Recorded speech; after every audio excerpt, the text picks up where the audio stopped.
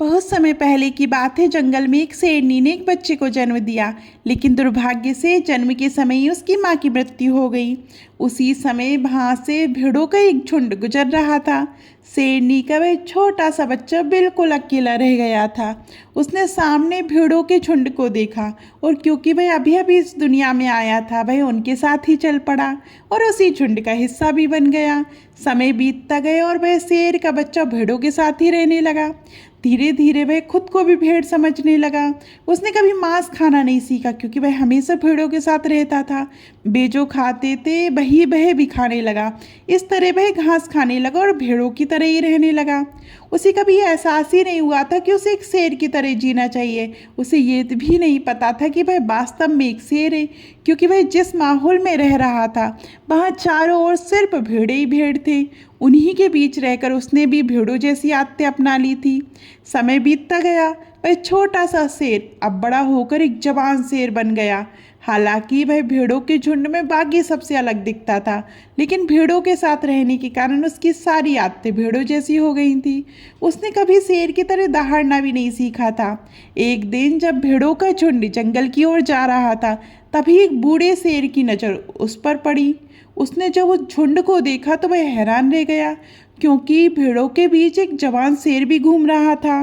उसके मन में विचार आया कि क्यों ना उस जवान शेर से पूछा जाए कि वह भेड़ों के साथ क्यों रह रहा है।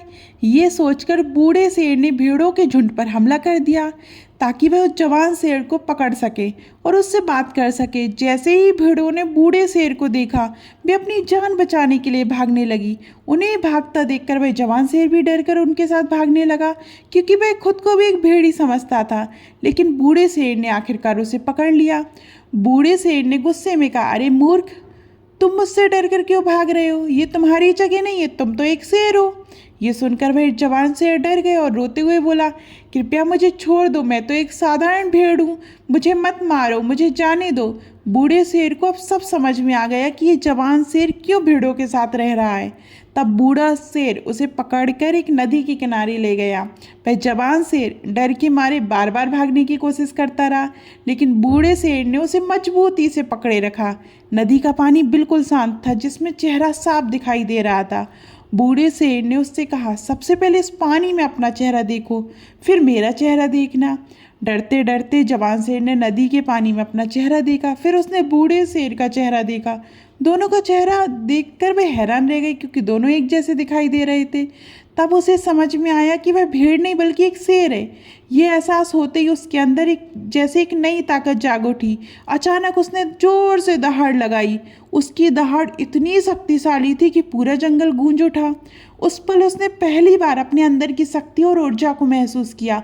अब उसे समझ आ गया था कि वह इतने समय तक भेड़ों के साथ रहकर खुद को भेड़ समझता रहा, लेकिन उसकी असली पहचान तो एक शेर की थी। उस दिन के बाद वह जवान शेर दूसरे शेरों की तरह जंगल में रहने लगा, अपना शिकार करने लगा और एक सच्चे शेर की तरह जीवन जीने लगा। इस कहानी से हमें ये शिक्षा मिलती है कि कई बार हम भी उस शेर की तरह होते हैं। हम जिस माहौल में रहते हैं वही हमें प्रभावित करता है। यदि हम उस ऐसे वातावरण में रहते हैं जो हमें आगे बढ़ने नहीं देता, तो हमारी असली क्षमता कभी सामने नहीं आ पाती। इसलिए हमें अपने अंदर की योग्यता को पहचानना चाहिए और ऐसे माहौल से बाहर निकलना चाहिए जो हमें कमज़ोर बनाता है। जिस दिन आप अपनी असली ताकत को पहचान लेंगे और अपने अंदर के डर को निकाल फेंकेंगे, उसी दिन आप भी उसी शेर की तरह दहाड़ सकेंगे और अपने जीवन में आगे बढ़ सकेंगे। तो आपको ये कहानी कैसी लगी कमेंट में ज़रूर बताइएगा। धन्यवाद।